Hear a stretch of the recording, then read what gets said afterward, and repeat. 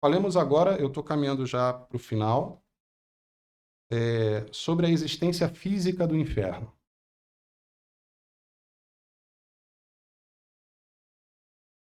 Santo Tomás de Aquino, na condição de filósofo e teólogo cristão medieval, foi o mais representativo expoente da busca escolástica por uma arquitetura epistemológica em que razão e revelação se confirmassem e iluminassem mutuamente. Pela subordinação da filosofia à teologia sagrada, o Doctor Communis tensionava alcançar a unidade na verdade, um conhecimento mais amplo e profundo das realidades temporal e eterna, a partir de princípios tanto naturais como revelados. É assim que as Sagradas Escrituras, as obras dos padres da Igreja e os escritos de Aristóteles são frequentemente referenciados em sua obra. Né? E com efeito, mais acima nessa exposição, né, minutos atrás, eu cheguei a citar aqui aquela passagem do Evangelho de São Mateus em que Jesus Cristo se dirige aos apóstolos. Não temais aqueles que matam o corpo, mas não podem matar a alma. Temei antes aquele que pode precipitar a alma e o corpo na geena. Essa passagem evangélica, entre outras, fundamenta a doutrina católica da ressurreição dos corpos no juízo final. De modo que, se do exposto nas sessões anteriores, nossa conclusão aponta a necessidade lógica da pena eterna, o empreendimento genuinamente escolástico integrará esta conclusão puramente filosófica à doutrina revelada, com todas as consequências de natureza filosófica decorrentes de tal integração. Assim, conquanto a alma humana, separada da matéria corporal, seja pura forma, e por isso mesmo não tenha dimensões nem ocupe espaço, por outro lado, os corpos ressuscitados dos condenados, uma vez unidos novamente às almas, terão dimensões e ocuparão espaço. De onde se deduz que o inferno, enquanto lugar de punição eterna, existe necessária fisicamente, segundo a doutrina cristã e a metafísica tradicional aristotélico-tomista, e como o toma, por certo, o próprio Santo Tomás nesta passagem da Suma Teológica. E aí ele fala lá no suplemento, a terceira parte, questão 97, artigo 7º. O inferno nunca será tão pequeno que não baste a conter os corpos dos condenados. Nem é nenhum inconveniente haver no interior da terra, por obra do poder divino, uma concavidade bastante grande para conter o corpo de todos os condenados. Então vejam que aqui São Tomás ele não é absolutamente assertivo de que o inferno está no centro da terra. Né? Ele diz que não há nenhum inconveniente em que Deus assim o faça. Né? E, de fato, o próprio Catecismo da Igreja Católica confirma essa doutrina em seus parágrafos de 1033 a 1037, o Catecismo de João Paulo II. Né? Então, eu vou ler para vocês aqui os artigos. 1033 é na seção intitulada Inferno. Parágrafo 1033. Não podemos estar em união com Deus se não escolhermos livremente amá-lo. Mas não podemos amar a Deus se pecarmos gravemente contra Ele, contra o nosso próximo ou contra nós mesmos. Abre aspas. Quem não ama permanece na morte. Todo aquele que odeia o seu irmão é um homicida. Ora, vós sabeis que nenhum homicida tem em si a vida eterna. 1 João, capítulo 3, versículos 14 a 15. Foi o que eu falei ainda há pouco. Nem o pior dos genocidas de toda a história, se você o odeia no seu coração, aos olhos da eternidade, você é um homicida. E você perde o direito à vida eterna. Certo? Como eu falei para um grupo de amigos muito queridos que eu tenho, eles muito simpáticos à fé católica, mas então penso que estão a caminho, né? É um apostolado. O verdadeiro cristianismo não tem zona de conforto de estimação. Não tem. É zero sentimentalismo. Certo? Zero. Ah, mas é um absurdo que Hitler possa se salvar. Bom, se no momento final ele tivesse um arrependimento, uma contrição perfeita, sim. Porque nós não podemos medir a verdadeira vida pela régua desta vida. Gente, não se compara. Não se compara. Então, assim, quantos e quantos católicos têm dificuldade para compreender isso? Por quê? Porque isso é uma forma radical de amar. É possível amar desse jeito por forças exclusivamente humanas? Não, não é possível. Então, se você tem dificuldade com isso, bem-vindo ao clube. Todos temos. Por isso a gente precisa da graça. Por isso a gente precisa da graça vivificante em nós, que nos transforma, certo?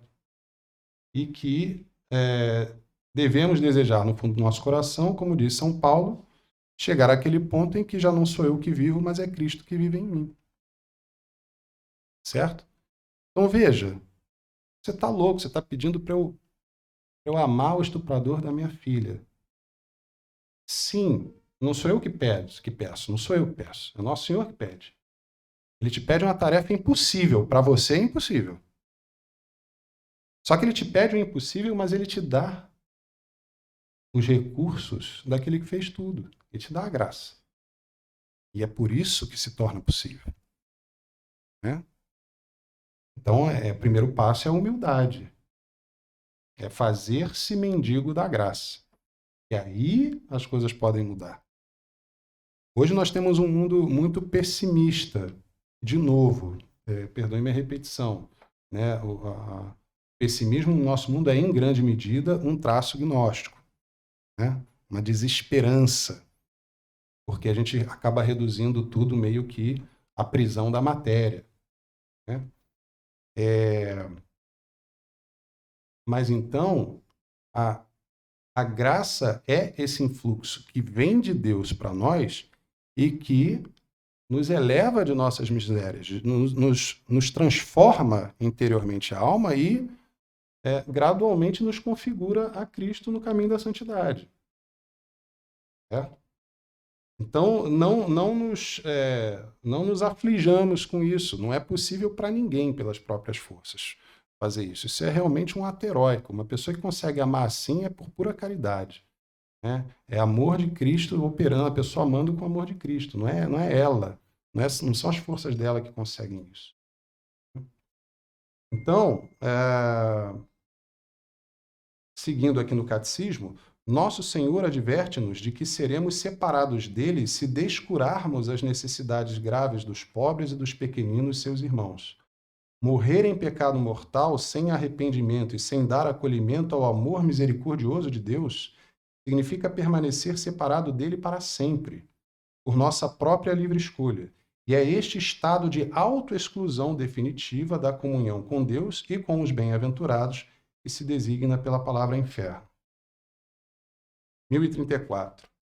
Jesus fala muitas vezes da geena, do fogo que não se apaga, reservado aos que recusam até o fim da vida acreditar e converter-se, e na qual podem perder-se, ao mesmo tempo, a alma e o corpo.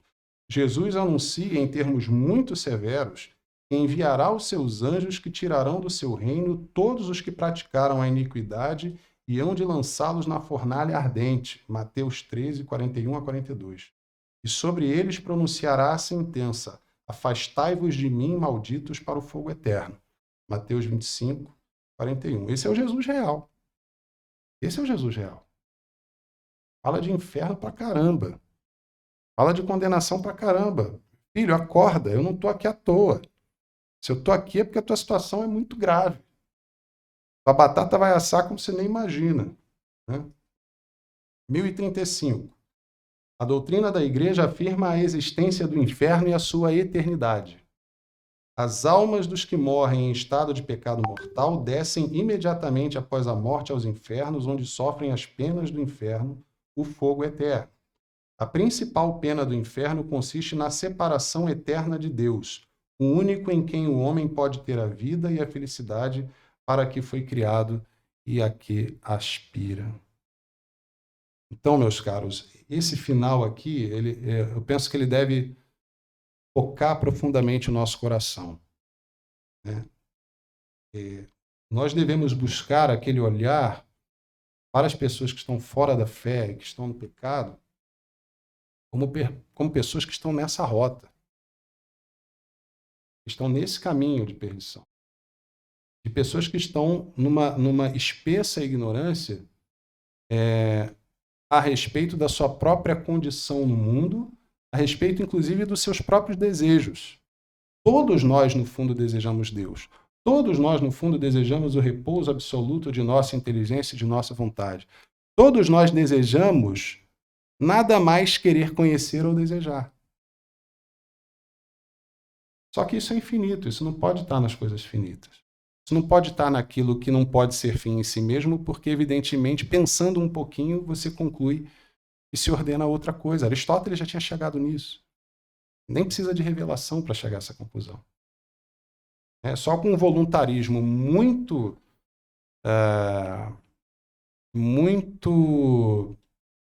hipertrofiado é que a gente vai ficar cego para isso, para perceber que a felicidade não é matéria de opinião pessoal. Claro, pequenas felicidades são matérias de opção pessoal. Você gosta mais dessa comida do que daquela, você gosta mais desse tipo de evento do que daquele, né? Claro que sim, mas a suma felicidade, essa não é uma questão de vontade, não é uma questão de opinião pessoal. Isso é perfeitamente alcançável pela objetividade da inteligência. Então, zero sentimentalismo aqui, não tem sentimentalismo. A verdadeira racionalidade está na doutrina de sempre da Santa Igreja Católica. 1036. As afirmações da Sagrada Escritura e os ensinamentos da Igreja a respeito do inferno são um apelo ao sentido de responsabilidade com que o homem deve usar da sua liberdade, tendo em vista o destino eterno. Constituem, ao mesmo tempo, um apelo urgente à conversão. Entrai pela porta estreita, pois larga é a porta e espaçoso o caminho que levam à perdição, e muitos são os que seguem por eles. E estreita é a porta e apertado o caminho que levam à vida, e como são poucos aqueles que os encontram. Mateus 7, 13 a 14. Como não sabemos o dia nem a hora, é preciso que, segundo a recomendação do Senhor, vigiemos continuamente, a fim de que, no tempo da nossa vida terrena, que é só uma, mereçamos entrar com Ele para o banquete de núpcias e ser contados entre os benditos, e não sejamos lançados como servos maus e preguiçosos, no fogo eterno, nas trevas exteriores, onde haverá choro e ranger de dentes. Em 1037, Deus não predestina ninguém para o inferno. Para ter semelhante destino, é preciso haver uma aversão voluntária a Deus pelo pecado mortal e persistir nela até o fim. Na liturgia eucarística e nas orações cotidianas dos seus fiéis, a Igreja implora a misericórdia de Deus e não quer que ninguém pereça, mas que todos se convertam. 2 Pedro 3, 9. Aceitai benignamente, Senhor, a oblação que nós, vossos servos, com toda a vossa família, vos apresentamos. Dai a paz aos nossos dias, livrai-nos da condenação eterna e contai-nos entre os vossos eleitos. Isso é matéria de reflexão diária para o católico. Morte, a realidade da morte, não deve ser uma novidade para nós, não deve ser matéria de temor, ao contrário. O mundo adoeceu justamente porque recusou obstinadamente a meditação sobre a morte, sobre os novíssimos. Então, aqui eu parto para a conclusão.